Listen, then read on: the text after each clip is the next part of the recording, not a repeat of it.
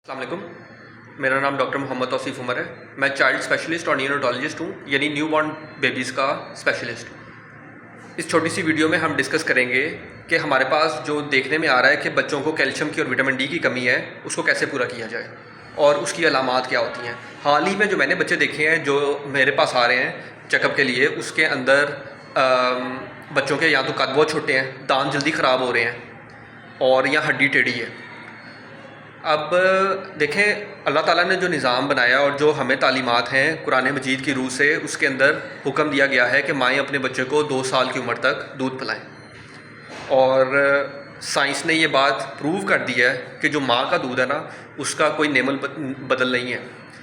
ये पैदाइश के बाद जब बच्चे को दिया जाता है तो डब्बे के दूध, फीडर, इन चीज़ों से बहुत ज़्यादा अफजल है। देखें, माँ का दूध बच्चे को नमूनिया, मोशन, खसरा, इन बीमारियों से बचाता है। दूसरा, जब बच्चा बड़ा होता है ना, तो जिन बच्चों को माँ का दूध पिलाया जाता है, उन बच्चों में देखा यह गया है कि बड़े होने के बाद उनको शुगर, ब्लड प्रेशर कम होता है। इसका मतलब ये हुआ कि माँ के दूध का नेबल बदल तो कोई नहीं है। फिर 6 माह की उम्र पर बच्चों को ठोस खिलाएं शुरू करवा दी जाती हैं, जैसा कि खिचड़ी, साबूदाना, पतली सी खीर, कस्टर्ड। हम बच्चों को 6 माह के बाद शुरू करवा देते हैं। और 6 माह से पहले माँ के दूध के अलावा और कुछ नहीं देना बच्चे को। चुअरका नहीं देना, शहद तो बिल्कुल भी नहीं देना, घुट्टी नहीं देनी, ठीक है। और बकरी का दूध, भैंस का दूध नहीं देना, माँ का दूध देना है बच्चे को, डब्बे का दूध नहीं पिलाना, ठीक है। अब देखा ये गया है रिसर्च में कि ये सब बातें बिल्कुल ठीक हैं, लेकिन माँ के दूध में अगर विटामिन डी की कमी हो, जैसा कि देखने में आ रहा है कि माँ के दूध में विटामिन डी की कमी है, क्यों कमी है वो मैं आपको भी बताता हूँ। तो बच्चे में विटामिन डी की कमी हो जाती है। और विटामिन डी क्या करता है, वो इंटेस्टाइन यानी अंतड़ियों से कैल्शियम और फॉस्फेट को अब्जॉर्ब करा के खून में इसके लेवल बढ़ाता है। फिर वो हड्डियों में जाके कैल्शियम लग जाती है, दांतों में जाके लग जाती है। तो जिन बच्चों को विटामिन डी की कमी होगी, उनको कैल्शियम की कमी हो जाएगी। फिर उनकी हड्डियाँ कमज़ोर होंगी, उनका कद छोटा रह जाएगा, हड्डियाँ टेढ़ी होंगी, दांत जल्दी टूटेंगे। समझ रहे हैं ना, ये सारे मसाइल उनको दरपेश आते हैं। अच्छा, एक और चीज़, विटामिन डी जो है ना, उसका सिर्फ ताल्लुक़ हड्डियों तक नहीं है। ये सेल की ग्रोथ, जो खुलिये होते हैं, उनकी ग्रोथ में भी इसका अमल दखल है। देखा यह गया है कि जिन लोगों में विटामिन डी की कमी होती है वो मोटे होते हैं, मोटापा, ओबिसिटी हो जाती है, उनमें शुगर का रिस्क बढ़ जाता है, चांस होता है कि उनको शुगर हो जाएगी। डिप्रेशन, एंग्जाइटी, ये सारी चीज़ें उनमें ज़्यादा कॉमन है उन लोगों में जिनमें विटामिन डी की कमी होती है। तो विटामिन डी खुराक में कैसे बढ़ाएं माएँ और मेल्स भी, इवन जो मर्द हजरात हैं।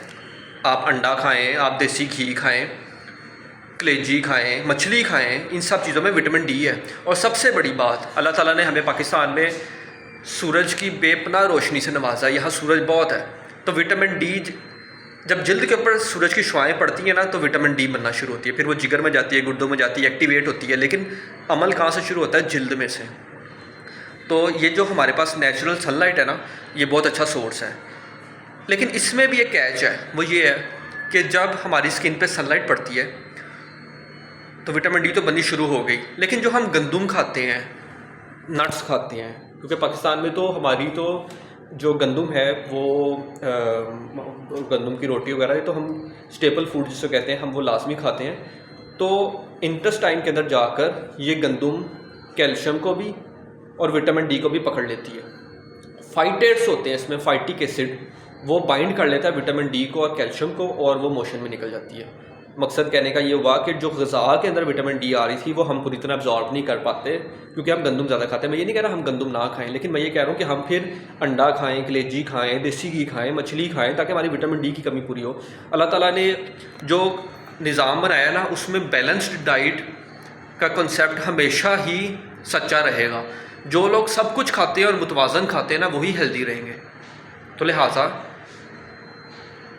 मैं अपनी बात को अगर दोबारा ट्रैक पर लाऊं, तो विटामिन डी की कमी किन लोगों में होती है? जो धूप में नहीं घूमते फिरते, जो अंडा नहीं खाते, देसी घी नहीं खाते, जो मछली नहीं खाएंगे, समझ रहे हैं ना। तो धूप में भी फिरना चाहिए।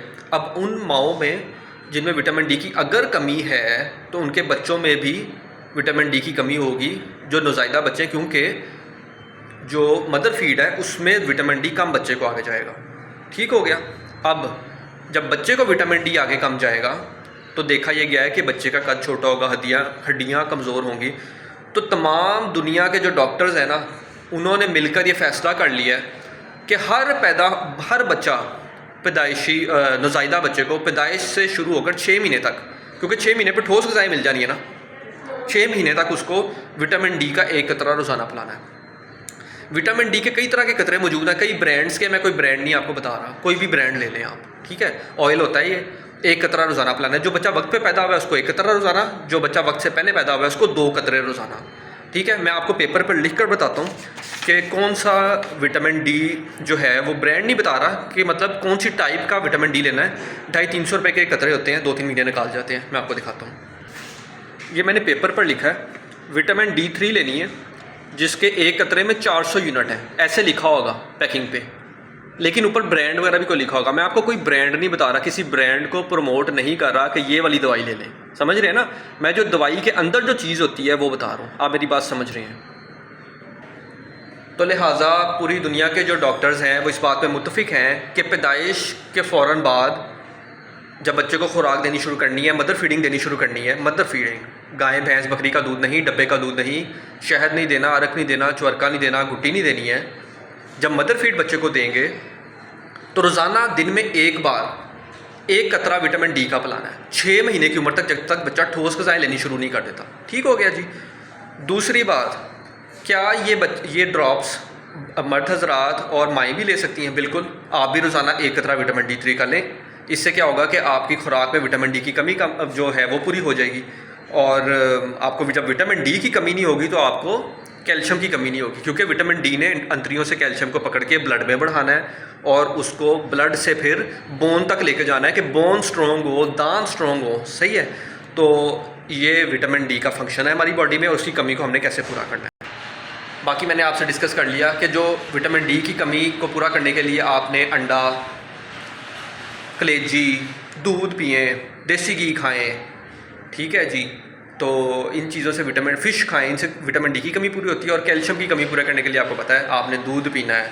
ये जो नट्स होते हैं, ये जो क्या कहते हैं सीड वाली चीज़ें होती हैं, पोटैटो हो गया, रूट्स, इनमें से आपकी कैल्शियम की जो कमी है वो पूरी होगी।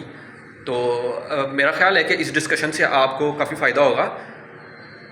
याद रखें, हर बच्चे को पैदाइश के बाद माँ का दूध मिलना चाहिए, 6 महीने की उम्र पे ठोस ग़िज़ाएँ शुरू होंगी, और विटामिन डी का 1 कतरा रोज़ाना बच्चे को पिलाना है 6 माह की उम्र तक। लेकिन अगर बच्चा वक्त से पहले पैदा हुआ है तो 2 कतरे विटामिन डी के रोज़ाना पिलाने हैं कम से कम 6 माह की उम्र तक, क्योंकि 6 माह की उम्र पर उसको ठोस ग़िज़ाएँ शुरू हो जाएंगी। इसके बाद भी आप विटामिन डी का 1 कतरा रोज़ाना जारी रख सकते हैं, लेकिन बेहतर यह है कि बच्चे की डाइट पर और उसके प्ले पर नज़र रखी जाए कि वो धूप में खेले, उसको अंडा मिले, फ़िश मिले, कलेजी मिले, दूध मिले, मक्खन मिले, तो उसकी कैल्शियम और विटामिन डी की ज़रूरियात पूरी हो जाएंगी। लेकिन पैदाइश से लेकर 6 माह तक जो बच्चे माँ का दूध पीते हैं उनमें विटामिन डी की कमी होगी ही होगी। ये तमाम डॉक्टर्स का फ़ैसला है मिलकर कि उन बच्चों को विटामिन डी देनी ही देनी है। Thank you very much. अल्लाह हाफिज़।